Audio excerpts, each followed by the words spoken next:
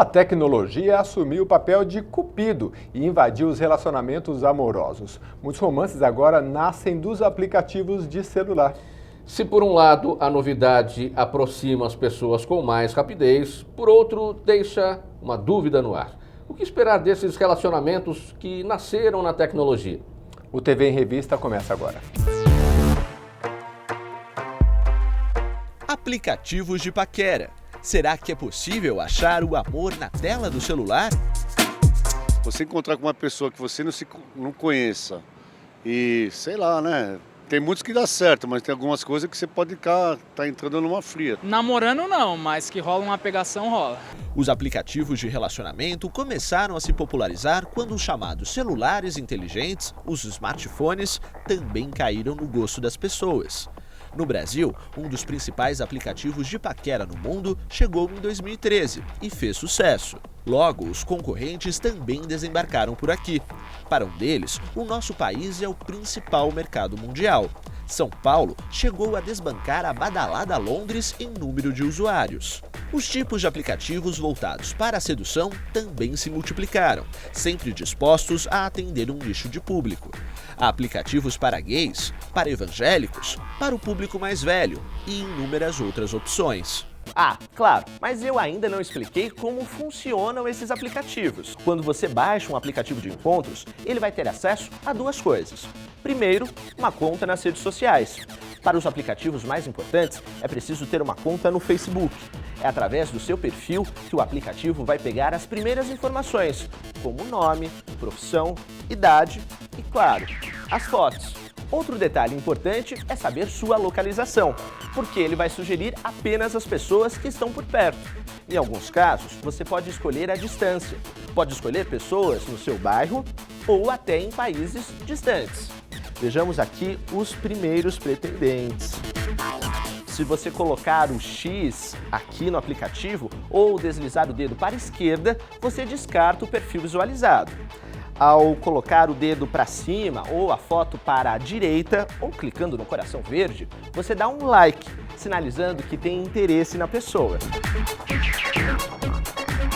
Se a pessoa também apertou o coração verde quando te viu, parabéns! Vocês gostaram um do outro. Vão poder começar a conversar. Ou não. As pessoas, às vezes, nesse aplicativo, elas só conversam, então é mais um catálogo de pessoas e elas não vão pra frente com o assunto. As pessoas estão lá mais pra ego, sabe? Elas querem ser curtidas, ganhar like, não querem conversar realmente. Para a parte significativa dos usuários desses aplicativos, o principal problema é que quando duas pessoas se interessam uma pela outra, nem sempre a conversa flui. Só banaliza, você acaba só conversando, às vezes até pode ter uma amizade ou outra, mas aquela proximidade que você tem com uma pessoa que você conhece, ou no seu ambiente de trabalho, ou na faculdade, ou da vizinhança, ou numa festa, é difícil, a não ser que você saia com essa pessoa depois. Eu acho que é só por uma forma que eles acharam um mercado para ganhar dinheiro, mas realmente como forma de obter relacionamento, eu não acredito que funcione. Não, pelo contrário, a gente quase namorou, mas não deu certo, ficou pouco tempo, 3 meses. Então você já quase encontrou um namorado pelo aplicativo? Isso. Se realmente a pessoa tiver afim de arranjar alguém, eu acho que ajuda sim, porque muitas vezes você tá num lugar e tá muito cheio e você não quer conversar com a pessoa ou não consegue conversar, e lá no aplicativo você tem essa oportunidade de uma forma mais demorada, né? Do que chegar numa balada e você simplesmente acha uma pessoa e aí beija aquela pessoa e vai embora, porque não tem como conversar na balada. Mas eu acho que depende do interesse de quem tá ali dentro.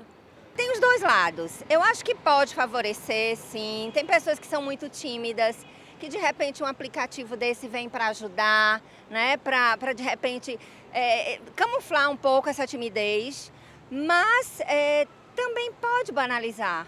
Eu baixei aqui em São Paulo. Você não é de São Paulo? Não, você é de onde? São Luís do Maranhão. Vim fazer um curso, vou passar uma semana, aí a pergunta que tu me fez, eu não tenho namorado e eu baixei um Tinder. Você quer sair com um pretendente de São Paulo para São Luís? Não, eu não pensei nisso não. Baixei mesmo porque tava na onda, mas não pensei nisso não.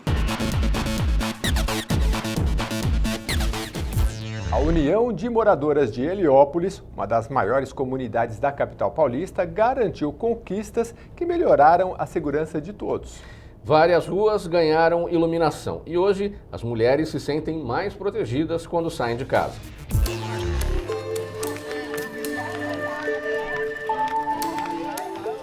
Heliópolis, na zona sul de São Paulo, é uma das maiores comunidades do estado paulista. Começou com 153 famílias e tem hoje mais de 200 mil habitantes e 18 mil imóveis. 75% de Heliópolis tem infraestrutura urbana. Segundo a Sabesp, o abastecimento de água é de 100% e 77% de coleta de esgoto. Praticamente toda a comunidade tem iluminação pública. Essa aqui é a principal rua de Heliópolis. Foi daqui, né, que surgiu a comunidade. Mas a iluminação era boa? Como que é? Era muito precária. Os poucos postos que tinham iluminação, eles não funcionavam regularmente. E a rua não era muito iluminada, não. E agora? Agora está muito iluminada. A gente pode enxergar, a gente brinca que é o dia na noite.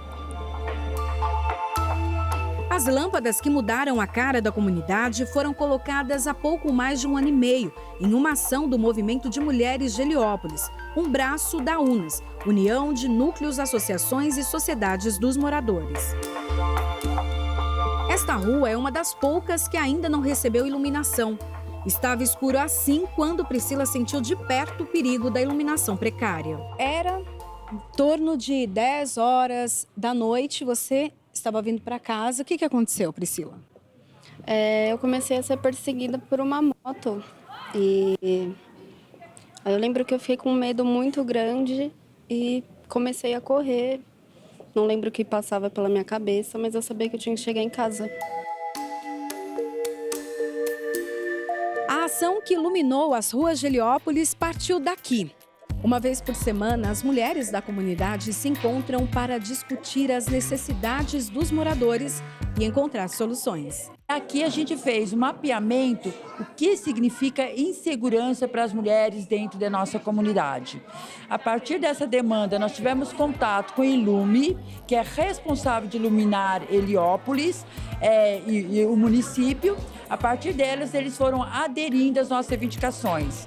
O lanternaço mudou Heliópolis em vários aspectos. Pedindo segurança para a nossa comunidade, pedindo segurança para as nossas mulheres. Como um grupo da mulher, a gente acabou alcançando os nossos direitos, tendo espaço. A gente consegue falar aquilo que a gente sente, a gente consegue expor aquilo que a gente pensa de uma maneira democrática.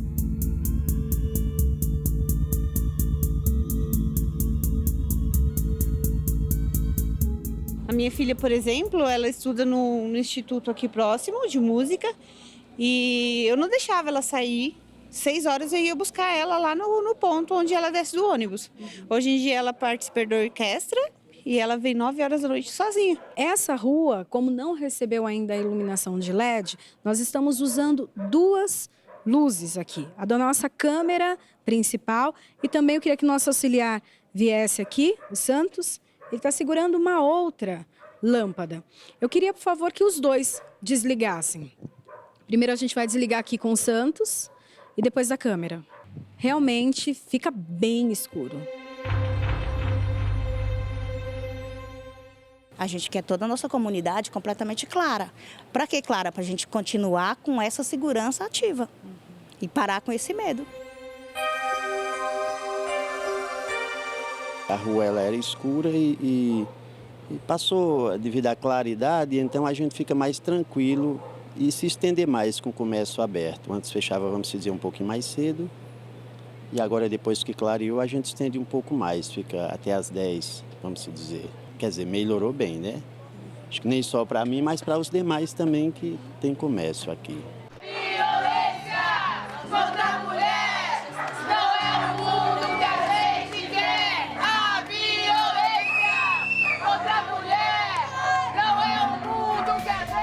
A ação das mulheres de Heliópolis contribuiu para reduzir a violência na comunidade, mas a responsabilidade de garantir a segurança do cidadão deve partir do poder público. Um exemplo é a cidade de Medellín, na Colômbia. Para se livrar de um assustador título, o governo investiu principalmente em educação e reduziu os índices de criminalidade.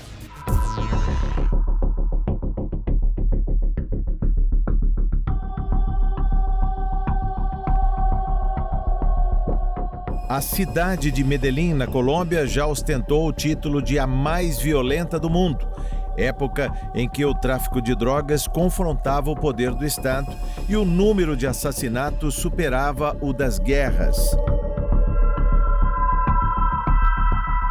Medellín frente a Escobar não tinha medo, pelo contrário, ele era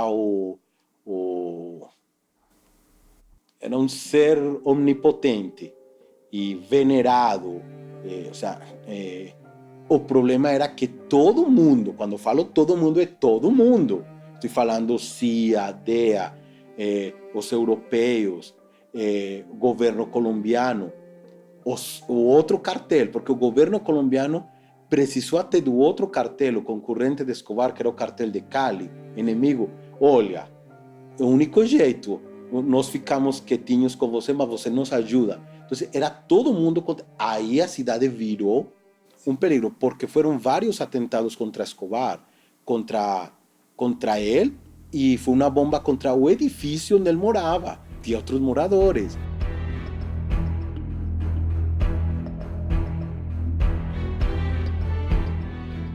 Valderrain Garcia Montoya, jornalista, correspondente no Brasil da agência F de Notícias, nasceu e foi criado em Medellín.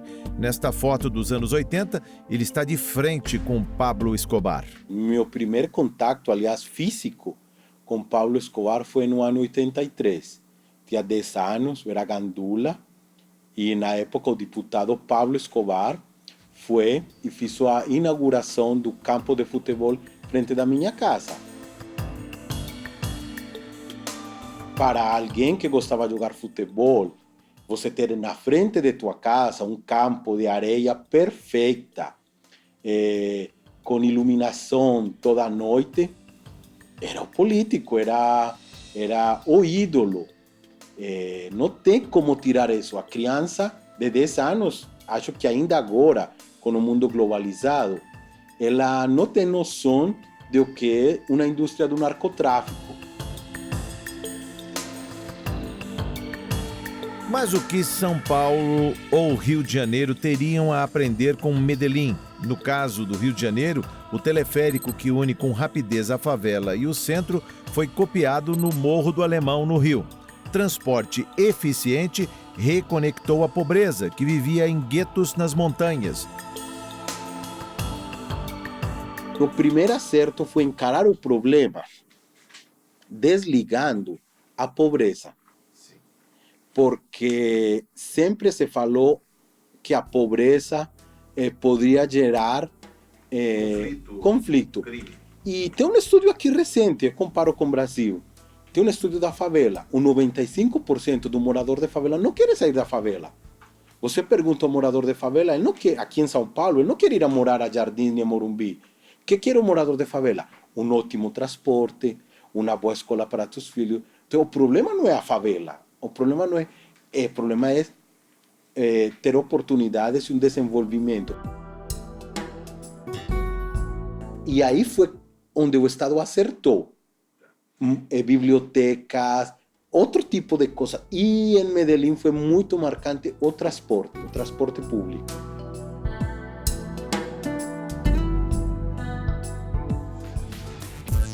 Sustentabilidade. A nossa reportagem foi até Ubatuba, no litoral paulista, para conhecer pessoas que tiram da terra o sustento da família. E além de preservar a natureza, eles ainda preservam a cultura de um povo. Manter o trabalhador no campo, produzindo e preservando o meio ambiente, foi o foco estabelecido pelo prefeito. A gente sabe que é essencial você produzir comida, né? Você ser dependente, totalmente dependente de comida que vem de fora, não faz bem para a economia, mas também não faz bem para a saúde, também não faz bem para o meio ambiente. E nessa questão de economia sustentável, em relação aos agricultores, uma outra constatação, e essa a gente precisa sempre enfatizar, é que onde tem agricultura familiar, tem preservação ambiental. O benefício ambiental é gigante. Essa área aqui, a gente precisa se esforçar para ocupar a cidade da melhor maneira possível, para que não haja pressão imobiliária aqui nesse local.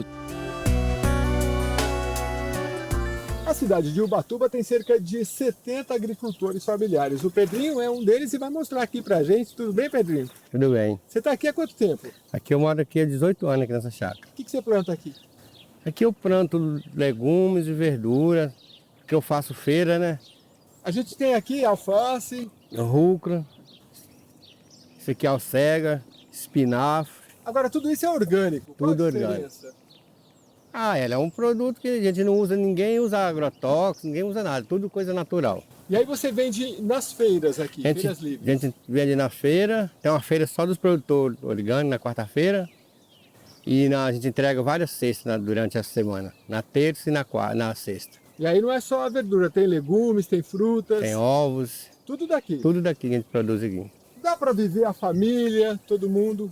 Aqui nós estamos aqui, tem meu filho que é casado, tem 2 netinhas e minha mulher. Nós somos 4 filhos. Todo mundo vive Todo vive dessa daqui. agricultura? Tem a mais velha que está estudando fora, mas trabalha com nós. Estuda à noite em Taubaté, faz faculdade.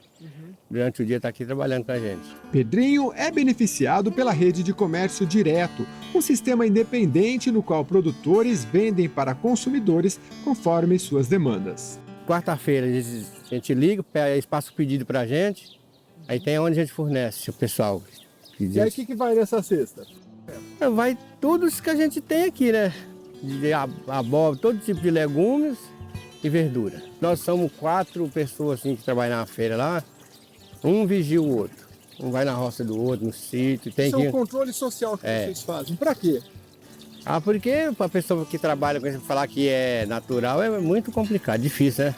Então vocês meio que procuram certificar que o que sai destas roças aqui é realmente orgânico. É tudo orgânico.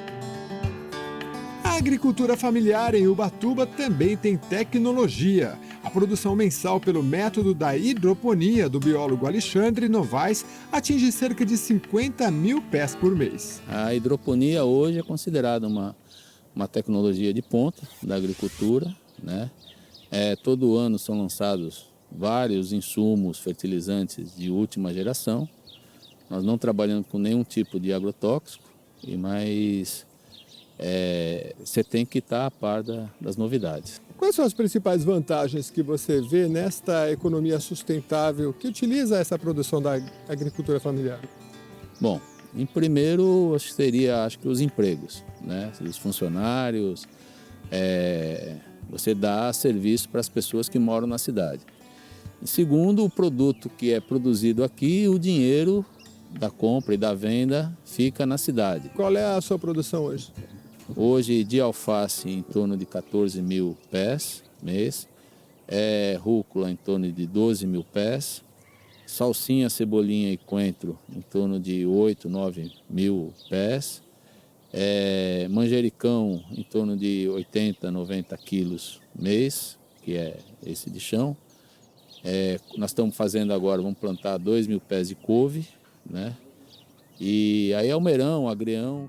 Alexandre escoa toda a sua produção na rede de supermercados local, distribuidores para varejos, restaurantes e para particulares. Tem a satisfação também de produzir produtos bons para a população da cidade. Sim, isso é um ganho muito grande e satisfação para a gente, conseguir entender por que teve doença, resolver o problema da doença, é uma arte, né? O equilíbrio entre a exploração, seja da pesca ou da agricultura, envolve outro elemento, os parques de preservação. O Parque Estadual da Serra do Mar é o maior deles. Criado há quase 40 anos, suas unidades de conservação foram regulamentadas em 2000 e abrange 23 municípios, entre eles Ubatuba. Os moradores do Quilombo da Fazenda reclamam que a proibição de exploração da agricultura e da pesca em boa parte das áreas do parque reduziu a capacidade de geração de renda de suas 40 famílias. Seu Roberto produz 120 quilos de farinha de mandioca por semana. Processo demorado. Depende da agricultura, trazer o extrator, arar a terra, canteirar, e arrumar a rama, picar a rama tudo em manisa assim, os pedacinhos. Depois abrir as covinhas, plantar. Depois da colheita, vem a fase de processar a farinha. São cerca de 6 horas mexendo até chegar ao ponto. Da atividade dependem a mulher, a filha e o genro. Seu Roberto diz que gostaria de uma área maior para plantar. Eu não tenho espaço para plantar assim. Por exemplo, eu tenho que levar 2 anos esperando essa mandioca ficar no ponto para fazer farinha. Nós perdemos espaço, não foi só eu, a comunidade. O que o senhor espera? A gente espera que a pessoa tenha mais um espaço para a gente ter aquele base da pessoa nunca faltar as coisas para a gente. O básico. Não é muito que eu quero, que a gente quer. Com a chegada da rodovia Rio Santos e dos turistas, as vendas se tornaram mais viáveis. Seu Roberto considera o trabalho não só pelo lado financeiro, mas é uma garantia de preservar a cultura. O jovem hoje não está nem olhando para essa parte aqui. Ele vai olhar para a parte do emprego, estudo. Então isso aqui está esquecido para muito, né? Só que a gente ainda tem a tradição, não pode deixar abandonar. Então essa tradição tem que ficar viva, é cultura, não pode morrer. Dividir espaço no trânsito na capital paulista é uma luta diária. A frota de veículos ultrapassou os 8 milhões de unidades e desse total, mais de 1 milhão são motos. E são os motoqueiros as maiores vítimas dos acidentes de trânsito. Uma pesquisa da CET constatou que somente no primeiro semestre de 2015, 189 motoqueiros morreram nas ruas da capital. Então, resta muita cautela para quem enfrenta o trânsito complicado e carregado da maior cidade do país.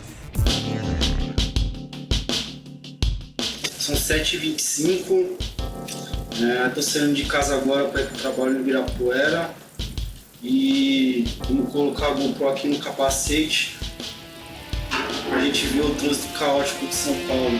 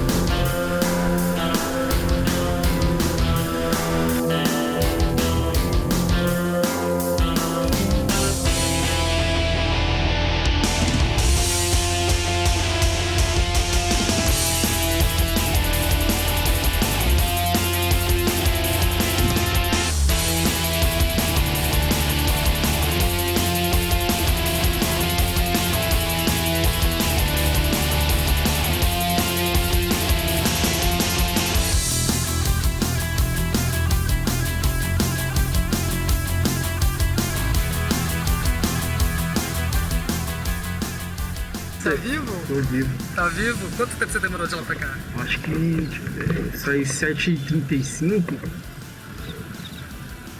Rápido, né? Você viesse de carro? O Rodolfo é o nosso cinegrafista, trabalha com a gente aqui na TV Assembleia, mais conhecido como Rodox, né? E eu vi que você veio com esse aparato aqui na cabeça. O que é isso? É uma GoPro, uma câmera que coloca no capacete e é bem eficiente para gravar imagem de trânsito. E você veio de casa onde você mora? Eu moro no Guarapiranga. Fica quantos quilômetros ou há quanto tempo daqui? Uns 17 quilômetros, mais ou menos, de moto uns 30 minutos.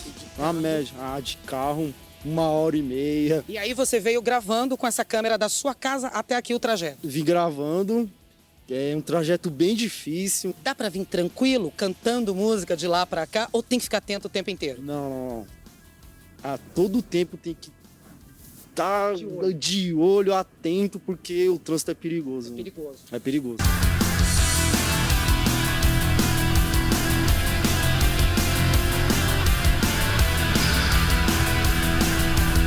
O momento é para relaxar. O local, aqui, na Assembleia Legislativa. Quando? Todas as quintas-feiras. Quem curte uma boa música, independentemente do gênero, encontra no restaurante do Parlamento Paulista uma ótima opção. E vamos conhecer uma dupla especial que tem agradado os frequentadores do restaurante. Este é o Capitão Neuber. Ele chefia a assessoria policial da Assembleia Legislativa. Filho de pai militar, o capitão tem longa carreira na corporação, mais de 20 anos. O último deles como chefe do efetivo para a segurança parlamentar, de servidores e de todo o público. Sob o seu comando estão 54 homens que fazem a guarda de todo o prédio, dia e noite. Isso daí acho que já vem de família, né? O amor, ele partiu dos meus pais, passou para mim, e com o tempo que foi passando, ele foi ficando mais forte, né? Eu acho que é que nem uma semente, ela nasce pequenininho, você vai crescendo, você vai aprendendo, você vai aperfeiçoando, você vai abrindo novos horizontes, vai adquirindo conhecimento. Aqui na Assembleia, por ser uma assessoria policial militar, é um serviço diferenciado. Então eu acho que para o policial trabalhar aqui, acho que teria que ser mais assim, a minha indicação seria mais quando ele estivesse assim, no final de carreira, já cumprido com a sua missão, como um novo conhecimento. E esse novo conhecimento de muito ajuda a Polícia Militar, porque a gente tem um serviço aqui chamado de serviço P2, que é o serviço do nosso oficial P2 ligado diretamente à CIPM. E esse serviço é um serviço muito bem feito, com muita atenção, com muito carinho. E esses subsídios passados aqui da Assembleia para a Polícia Militar é de extrema importância. Esse trabalho em conjunto ele é excepcional. Mas hoje é diferente. O capitão Neuber vai trocar por alguns minutos a farda que veste com tanto orgulho por um outro uniforme. Vai substituir o chapéu militar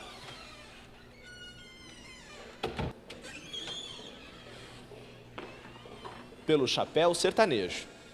Na Quinta Musical, o capitão Neuber apresenta ao público sua outra paixão, a música do interior do país. Bota de peão, violão e canções que marcam a cultura do boiadeiro. Aqui, a carreira também é longa, anos de estrada.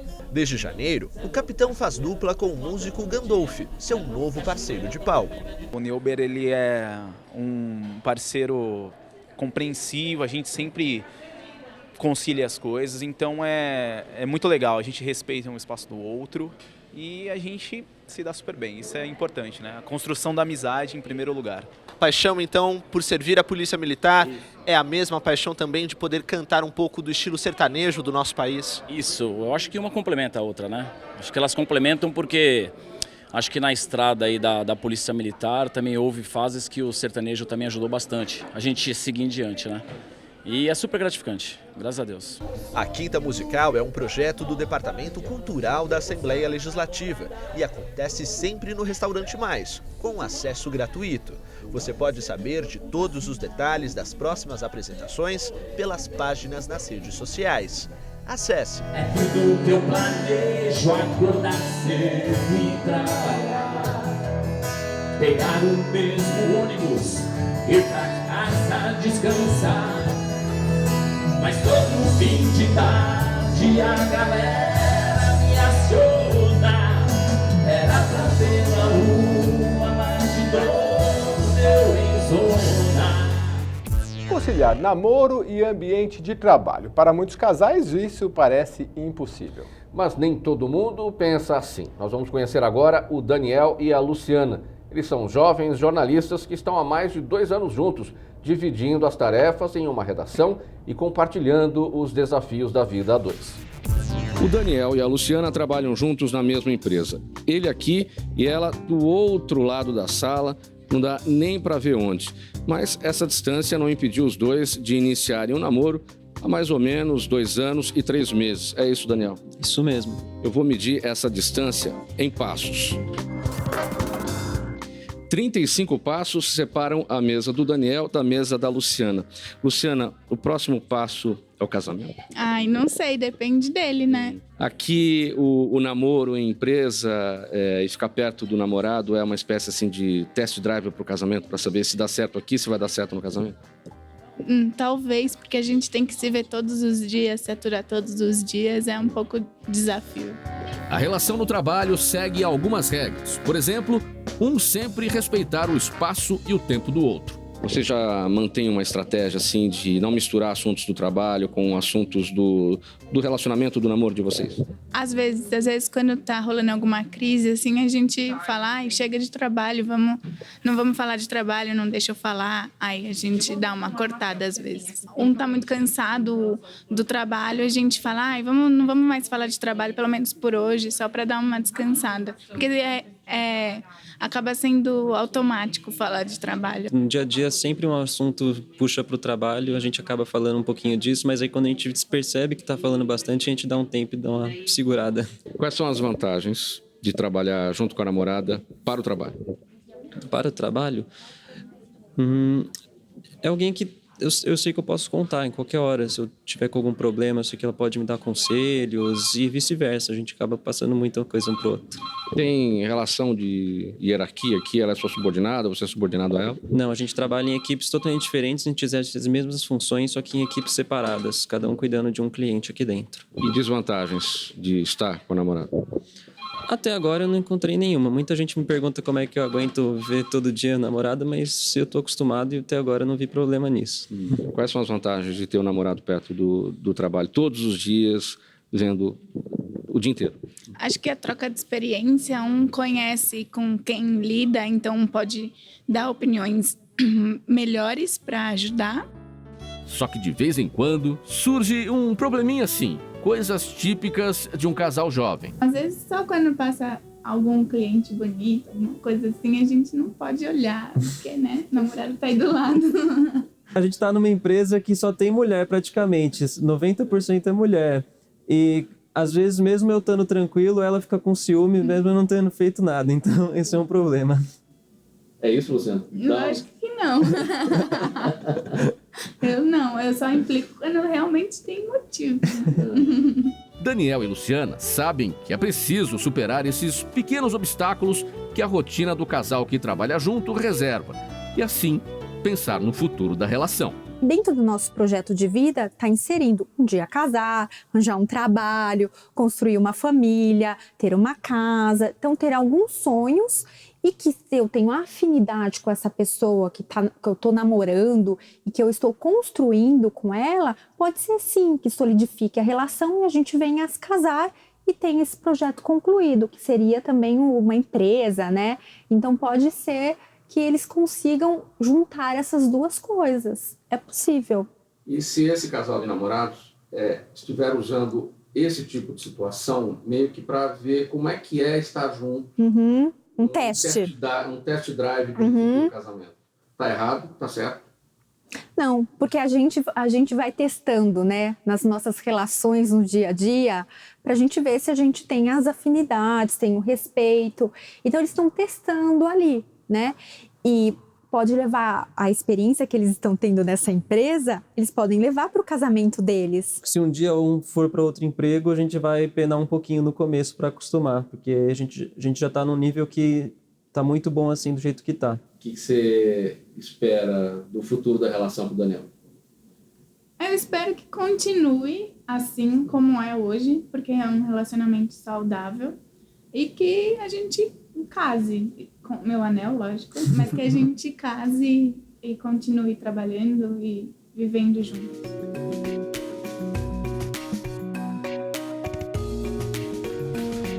O TV em Revista termina agora. Tchau, até o nosso próximo encontro.